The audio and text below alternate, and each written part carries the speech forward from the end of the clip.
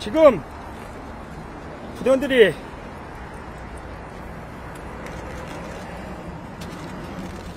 많이 아파하고 괴로워하고 있습니다. 부대원들의 아내와 자녀들이 아빠의 눈치를 보고 있습니다. 국민 여러분,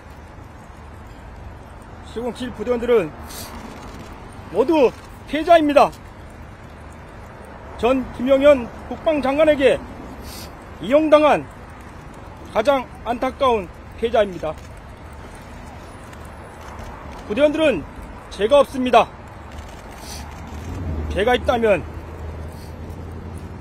무능한 지휘관의 지시를 따른 죄뿐입니다. 국민 여러분, 꼭 부대원들을 용서해 주십시오. 707 부대원들이 행한 모든 잘못은 지휘관인 제가 모두 지고 가겠습니다.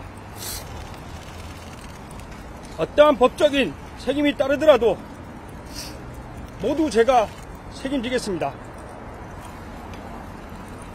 민주주의, 법치주의 국가의 군인으로서 잘못에 대한 모든 책임을 다하고 스스로 죄를 물어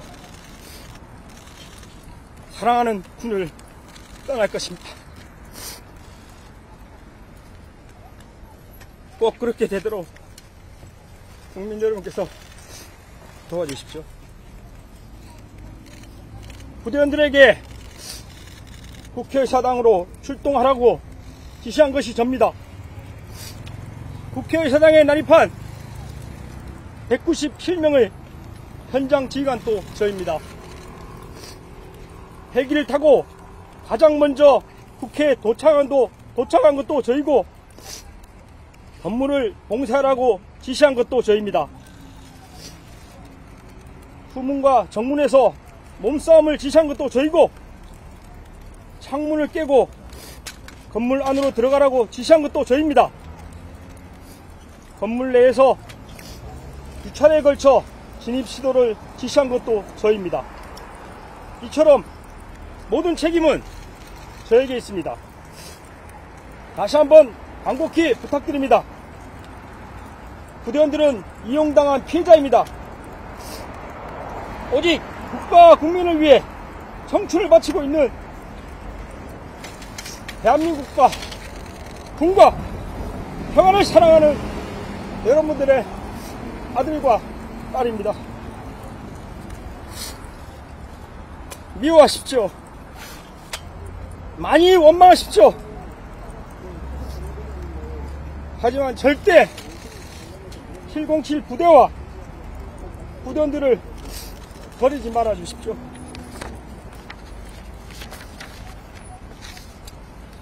백호인은 국가와 국민에 대한 조건 없는 충성과 부대와 전우에 대한 무한한 사랑을 가슴 깊이 품고 죽음이 우리를 가릴 때까지 백호 정신으로 부대의 전통을 계승한다. 하나, 나는 부대 임무에 최우선을 두고 행동하겠다. 둘, 나는 조국의 부름에 자랑스럽게 임하겠다. 셋, 나는 부대의 명예를 실추시키지 않겠다. 넷, 나는 전우와 참다운 인간관계를 유지하겠다. 다섯, 나는 부모님의 끝없는 사랑을 잊지 않는다. 국민 여러분, 제발 제가 모든 죄를 짊어질 수 있도록 허락해 주십시오. 단 한 사람의 부대원도 다치지 않도록 꼭 지켜주십시오. 그들 모두가 소중한 대한민국의 아들과 딸임을 꼭 기억해 주십시오. 이 어떠한 질문도 성실히 답변드리겠습니다. 다시 한번 국민 여러분께 큰 아픔을 드려 죄송합니다. 감사합니다. 관련 자료는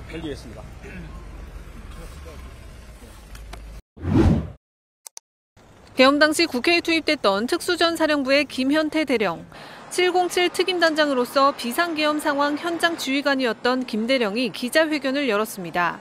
김 대령은 오늘 오전 8시 반부터 국방부 앞 전쟁기념관 앞에서 기자회견을 열고 계엄 당시 투입된 707 부대원들은 모두 피해자라며 김용현 전 장관에게 이용당했다고 말했습니다. 또한 어떤 법적 책임이 따르더라도 모두 자신이 책임을 지겠다며 부대원들은 죄가 없다고 말했습니다. 당시 김 대령은 자신이 부대원들에게 국회 출동을 지시했었다고 밝혔습니다. 또한 국회의원들이 150명 넘게 모이게 하면 안 된다는 지시가 있었다고 전했습니다. 당시 국회의사당에 난입한 197명 대원들의 현장 지휘관도 본인이라면서 부대원들은 국가와 국민을 위해 청춘을 바치는 아들, 딸들이라고 호소했습니다. 김 대령은 대원들이 죄가 있다면 무능한 지휘관들을 따른 죄뿐이라며 국회 국방위원회에 출석해 모든 진실을 말하고 싶었지만 기회가 없어 기자회견을 자처했다고 밝혔습니다. 또한 자신이 부대원들을 사지로몬 무책임한 지휘관이라면서 부대원들을 용서해달라고 호소했습니다.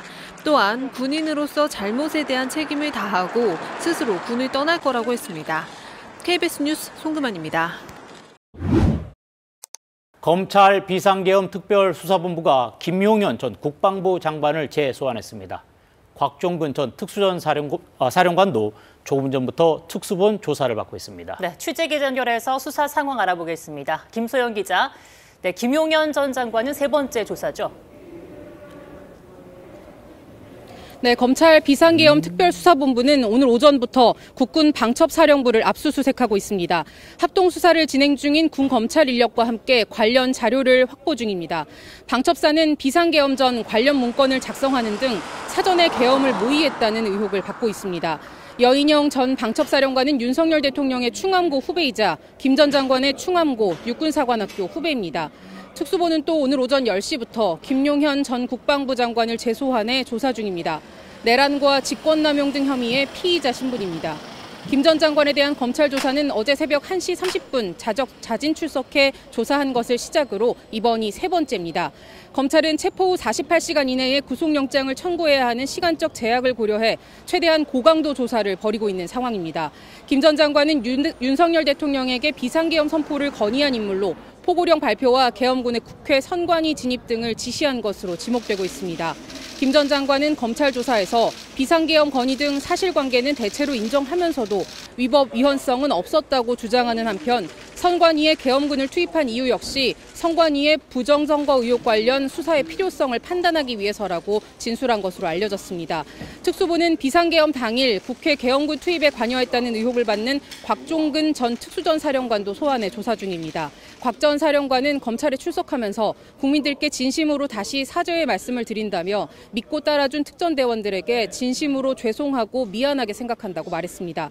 또 조사에 충실히 임하고 사실에 입각해서 다 설명드리겠다고 밝혔습니다. 특수본은 또 이번 사태의 핵심 인물인 이상민 전 행정안전부 장관에 대해 출국 금지 조치했습니다. 이런 가운데 고위공직자 범죄수사처, 공수처는 오늘 기자회견을 열고 비상계엄 관련 수사에 인력 전원을 가동해 수사하겠다면서 검경이 공수처의 계엄 사태 수사 이첩 요청에 응해야 한다고 강조했습니다. 지금까지 서울중앙지검에서 KBS 뉴스 김소영입니다. 어젯밤 10시 반쯤 윤석열 대통령이 비상계엄을 선포하자 국방부 장관은 약 10분 뒤 전군 주요 지휘관 회의를 개최했습니다. 이후 국방부는 전군의 비상경계와 대비태세 강화 지시를 하달했고 합동참모본부는 진돗개 둘에 해당하는 경계태세 2급을 발령했습니다.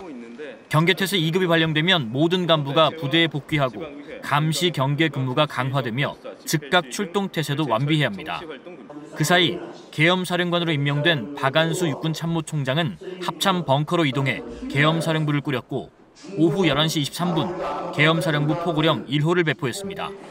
국방부와 합참, 대통령실은 출입 통제를 강화했고 국방부와 합참 간부 등 직원들은 비상소집됐습니다. 비슷한 시간 특전사 1공수여단과 707 특수임무단 등 계엄군은 이름표를 제거하고 특전복과 흑복 차림에 야간 투시경과 소총을 소지한 상태로 헬기와 전술 차량을 이용해 국회에 투입됐습니다.